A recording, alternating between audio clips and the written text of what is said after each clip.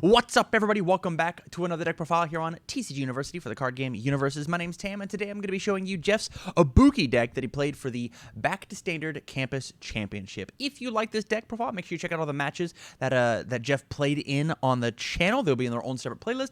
Or if you want to watch the matches live, please join us out on twitch.tv/TCG University. With that said, let's show you this awesome Life Ibuki deck. All right, so if you haven't seen one of my deck profiles before, basically what I'm going to be doing is I'm going to be telling you more about how the deck wants to work, how it wants to operate, as opposed to just reading off the cards verbatim. So, Ibuki. Ibuki's one of those characters that is considered the glass cannon archetype. She has two really amazing responsibilities of being able to cycle her deck after a combo ability is played, as well as if your damage deals a little bit of damage, your next one doesn't count towards progressive. So if you have 7 cards in your card pool and it does 3 or less damage, the next card that you play is going to be very easy to pass. Because in UniVersus, anytime that you play a card into your card pool, you've got the difficulty of the card plus you have to count math for all the other cards to see if it's successful or not. So with that said, the main thing that we're trying to do with this super cool Ibuki deck is using that top responsive. If your attack deals a little bit of baby damage, we get to play a Spirit Shotgun for free. The absolute best finisher inside of the entire game. This thing is absolutely massive, especially if you've got a ton of cards inside of your card pool that share a bunch of symbols with your character, as well as whenever your Spirit Shotgun doesn't count as progressive, we just play it on the 5 and then just kill you. Really, really strong card. A card that is all over the place. You'd be very much expecting this. As soon as you see that Life Ibuki exists, whether you've seen a shotgun checked or not, you know there should be a shotgun coming. That is the main kill card. Everything else is kind of leading into the shotgun, including these 4 Ibuki Kunai. This card lets you pick itself up out of the discard pile, and it is another copy of Ibuki. Anytime a ranged attack deals damage, you discard a card, draw a card for each one of them that exists in the card pools. 6 high for 3 means it's pretty much guaranteed going to be doing some damage, as well as it's a combo that combos with a range, so it combos off itself, so we get to draw off Ibuki, gets to draw off it, so we kind of get to just cycle as quick as we can, trying to find our Spirit Shotguns. Up next, we've got Triple Redemption. This card just guarantees that my next card is going to not count towards progressive with Ibuki's ability. It just says if it's completely blocked, it still deals 1, which still triggers Ibuki's responsibility of if it deals less than 3, because 1's less than 3. Besides that, though, it's just a generically good card. Next range one gets a bonus. If it's completely blocked, it still deals stuff. It just means that your shotgun's even crazier. Up next, one of the best intro attacks in the deck. We've got 4 single barrel. It's a 5 mid for 3, which pretty much means it's not going to be blocked. And then you can discard a card, draw an additional card, trying to just want to find shotgun as quick as we can. Also, it deals 3 damage on its own. And then the last attack in our deck, kind of a meaty attack. We've got 4 Air Slasher. It says if it's blocked, we add a charge attack from my discard pile to our card pool. So if this is the first card that we play, it is the only attack in our deck that's not Shotgun, which is our finisher, that deals more than 3 damage. So if they half block it, you get to trigger the Ibuki response. But if they block it at all, because 4 damage is a lot inside of my Ibuki deck, I get to take any charge that I want and put it into my card pool, which could be one of these Kunai, because it is a charge. And now I get to just start popping off combo, discarding, drawing cards. This is very much a combo card in order to make my deck run a little bit smoother. Up next, we've got the actions and assets. We are playing Triple Revoke. This card is kind of a staple in every single symbol that can play it. I think it's a symbol staple at least a 1 of. Just being able to respond, say, cancel an enhance is super, super strong in this game. There's so many enhances being slung back and forth at each other that just saying no to one of them, the important one, like let's say you're facing off against the mirror match and your opponent has a Spirit Shotgun on board, and you've got a mid block. Well, you can say that you can stop it doesn't deal damage, or if it's blocked, it still deals half ability. Or if you know that you can survive the 7 damage on the half block, well, then I'll stop the damage pump. There's just a lot of utility that you can get out of this card, not to mention it builds out really well. That was the only action we're playing. Onto our assets. We're playing Double Ivy Blade. This card's just a really good consistency card. Response, lose 2 vitality. Look at the top card of your deck. If it's got keywords, it does cool stuff. But the important part of here is look at the top card of your deck. You know what you're going to check, so you know whether you want to draw cards off of Ibuki or off of her Kunai or not.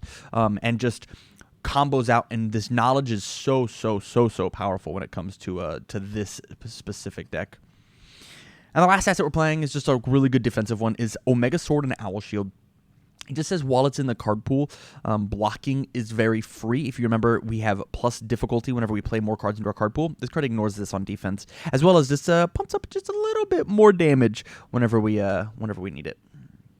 On to our foundations. We're playing triple English Aristocrat. This card just says that one of my attacks is for sure going to hit. I need my next one to ignore progressive. I need one of my little baby attacks to deal. So I'm going to give it +3 speed. This card's super, super necessary, and it's even really good with the Spirit Shotgun at the very end. Maybe you think that they have something that can block and stop the damage. Well, I'll pump it an extra 6 speed, so now it's a 10 mid for 1,000,000. You just can't do anything about it. Up next, we've got triple Immortal Knowledge. This card just says that if my opponent pumps my attack damage up to get around my my ability, I can pump it back down and slash, or maybe I do need to go for the kill and 3 damage isn't going to cut it. This is my only attack. I'll pump it up to 4. It's also got a little bit of a disruptive ability of I can add a bad card from the discard pile up into their hand after the review step. Really, really skill-based ability on that response. So make sure that you don't sleep on that ability. Up next, we've got triple Sense of Adventures. This card is really solid just because it's just commit, add extra damage onto Spirit Shotgun. Really the only main effect this card has. We could possibly find the kunai and add it in, but it's such a long shot to have that try to be the consistent combo. The main point of this is I'm going to commit, add in one of the kunai, and then give it my Spirit Shotgun an extra 3 damage. Kind of in the same vein, we've also got Insect Puppeteer, except this card's even better on defense. Whenever I have Owl Shield, I can take and add in one of my attacks, and then it has to be the Air Slasher because it's the only 4 damage life attack that we have. And I get to just ready this foundation and then get to block things easier because once again that Air Slasher doesn't count because of how Owl Shield works. We've got one last of its kind. Once I'm at Desperation, all my attacks get +2 damage. Super relevant whenever I know my opponent is in the danger zone.